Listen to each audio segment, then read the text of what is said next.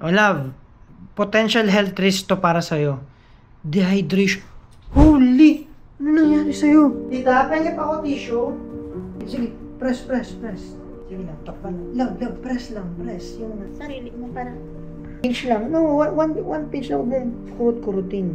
Pinakauna kong na-experience siya. Pag uwi namin yung, sabi ko, na-minute namin sa attorney, halik tapat.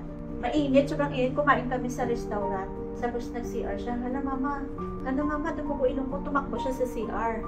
Sandal ka na, para relax. Hindi, bawal daw, dapat lean forward daw. Tapos, Dito daw sa nose bridge, tita. oo. Ilagay mo sa nose bridge niya.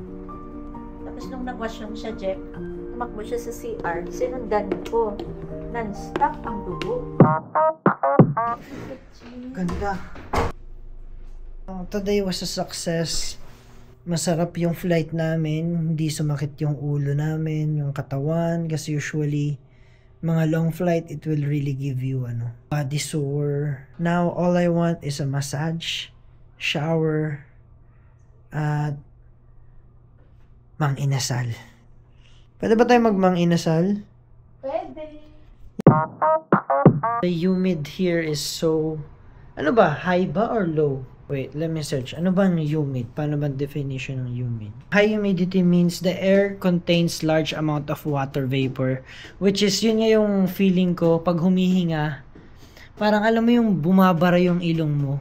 Oh, love, potential health risk to para sa'yo. Dehydration. Holy! Ano nangyari sa'yo? Sa humidity yan, love. Ano gagawin natin tonight? Mauling. Gabi na, ewan namin kung may massage spa, foot spa. Yun yung gusto namin. Ang gusto ko lang mang-inasal. Wow! Ba't parang mas mataas sa mga building dito kasi dun sa Canada? No? Parang mas ano pa to, mas first world country. I can't believe this is in the Philippines. Parang kami nasa first world country. But if you look around this city, yung outside neto, it's giving me dystopian kasi parang this is not a real world. Punta kami ngayon sa market.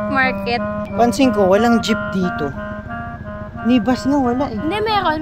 May nakita ako. Bus? Pero iba siyang bus, hindi yung bus na bus. Nahanap na namin.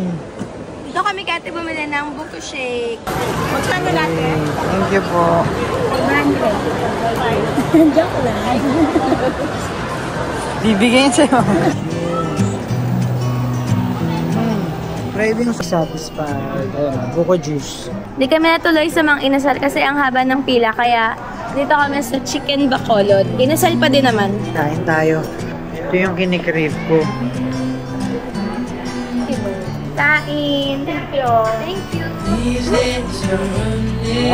Bumili ako sa Reyes barbecue ng Turones. 75 pesos, 2 pieces. Hindi. Palamig pa? We have pinatog. Pinili ko is mixed. So sweet and salty siya. Isa? Never pa ako nakatikim yan. It's so good. Corn lang yan? Hindi ako. Oo eh. Hindi naman ganun reaction ko eh. Kung maintindihan yung lasa. Mag-subscribe kayo!